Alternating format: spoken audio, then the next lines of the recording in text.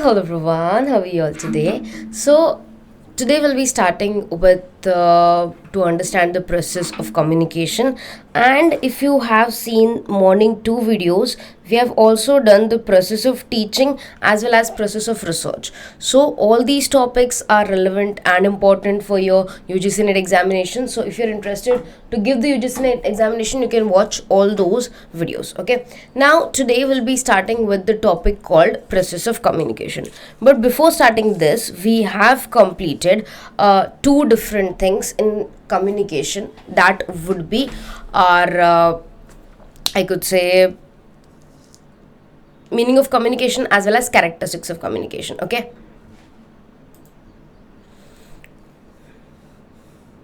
Now, okay. So today we'll be focusing on the process of communication. First thing you need to remember is this particular note here, which I have mentioned. One second, I'll use a pen here. This one. This note which you're seeing here right now is very important for you because different books provide different process. So if you are referring to any NTA UGC NET book, there might be chances that you are getting a different process from what written here in the slide. Whereas, suppose if that is the case, it doesn't mean that this slide is wrong or your book is wrong. There are certain cases whereby different authors have given different steps. So, in your book, there might be a case that one element is either included or one element is either excluded from the process, but the process still remains almost same. So you need to remember this process because this is like the perfect one. If there is any question asked, it would be asked from this kind of process only. So now let's start with today's topic.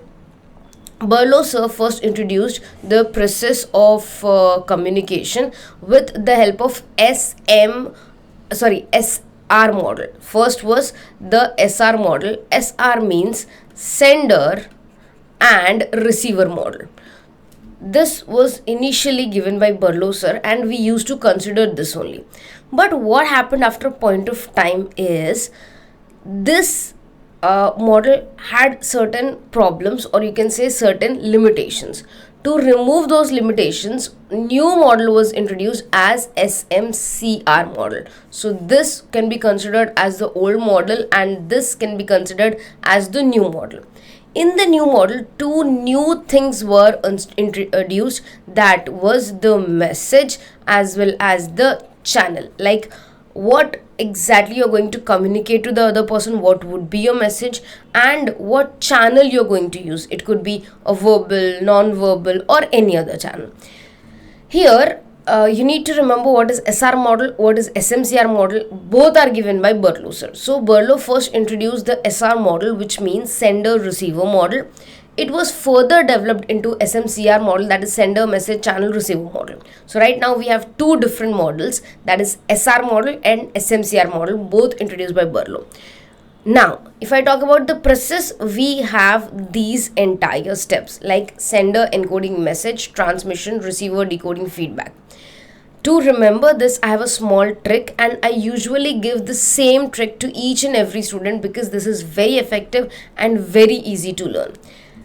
What you need to do is you need to repeat after me for 3 or 4 times like rhyming words.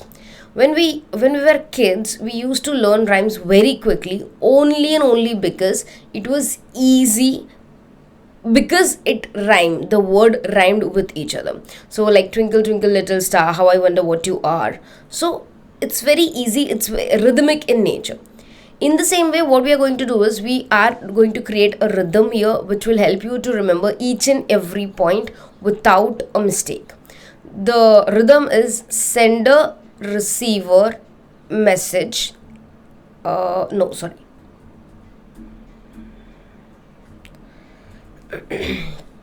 Sender, encoding, message. Receiver, decoding, feedback.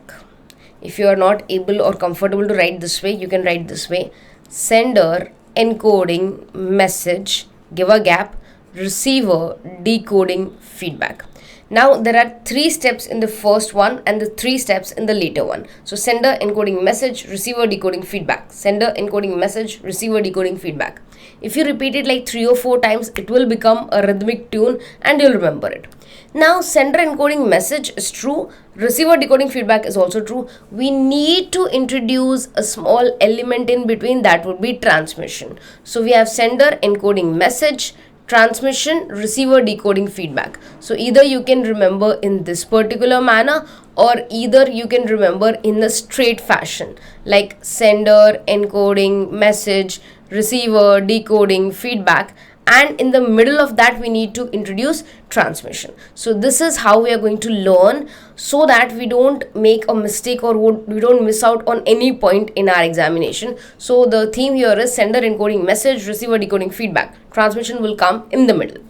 Now let's focus on the details, like what exactly do we mean by sender, what is receiver, what is decoding, and everything. To explain this, let me take the help of a diagram here. We'll start with the term called sender. After sender, we have encoding, message, transmission, receiver, decoding, feedback. So this is the entire process, like sender encoding message, receiver decoding feedback, and transmission. The first step is to focus on the sender and the receiver.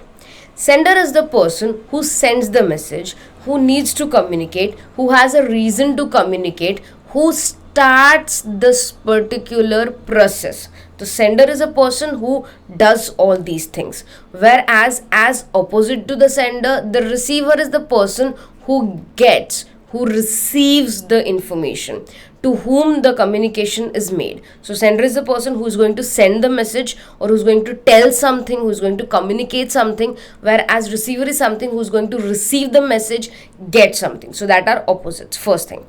Second is encoding. Now what do you mean by encoding? Encoding is a very simple process. In encoding, what do we do is we try to formulate the message in such a way that the other person understands. How this happens, let me give you an information on that.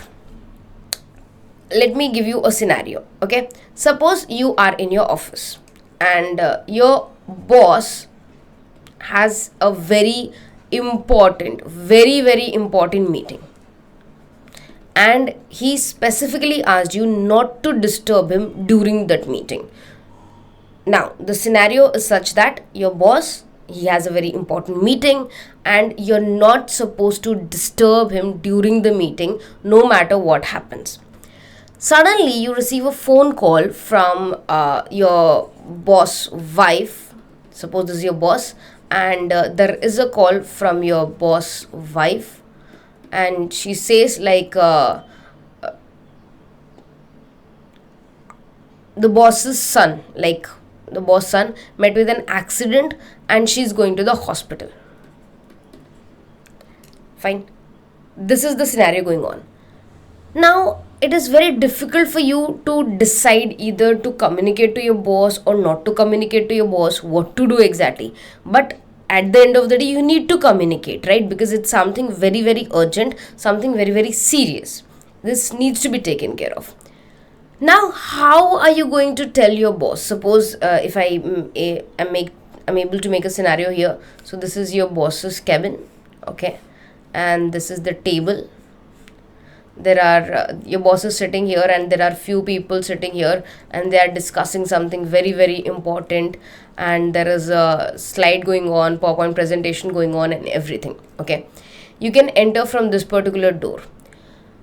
This is the entire scenario. How are you going to communicate? Are you going to just open the door and just scream like, boss, your son is in the hospital, you need to rush to the hospital immediately? Or else you're going to WhatsApp him, message him, or what exactly are you going to do? Now, some of you people might think, ma'am, this is an emergency, you can just rush to the conference room and ask the boss, like this has happened, your wife called, you need to rush. Okay, that could be the first option. Second, if the boss has mobile phone with him, you can give a simple SMS or a text message or a WhatsApp message. Third option could be you can just write a small sticky note and just slide it over to him. Now, if you see now you're struggling to find the correct way, like what would be the correct way, the first one, the second one, or the third one, the struggle you're going through is called encoding. You are trying to encode, how do I communicate? Do I tell the person? Do I write a letter? Do I phone call the person? Do I meet the person physically? What exactly are you going to do? How you're going to communicate? That is called encoding. So sender, receiver, and encoding. Let me explain it in detailed manner with the help of these slides. One second. Okay. Sender, the sender or the communicator. So you need to remember the sender might also be called as communicator sometimes. You need to remember communicator means sender, generates the message and conveys it to the receiver. So he is the person who generates, who starts the messaging process, and he gives it to whom? The receiver. He is the source and one who starts the communication. So whatever important points are, or whatever points which are the keywords to this, I have mentioned here. So these are the keywords you need to remember.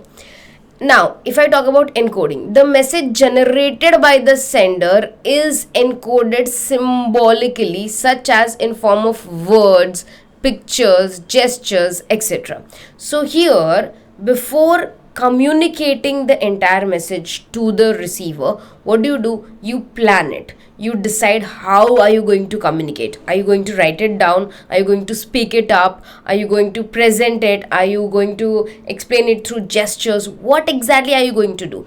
When you decide on that, that is called encoding. And if I talk about receiver, once the receiver receives the message, he understands it in proper perspective and acts according to the message. This is the main function of the receiver. This is what receiver is supposed to do when he receives a message or when he receives a communication. Only then the purpose of the communication is successful. So in today's video, we have completed only 3 major topics of the process. That is the sender. Who's the sender? He's the source of the message. He is the communicator. He generates the information or he generates the communication. Receiver, as opposed to sender, he receives the message, he tries to understand the message and then give a reply. Whereas encoding is the way or exactly how you're going to communicate.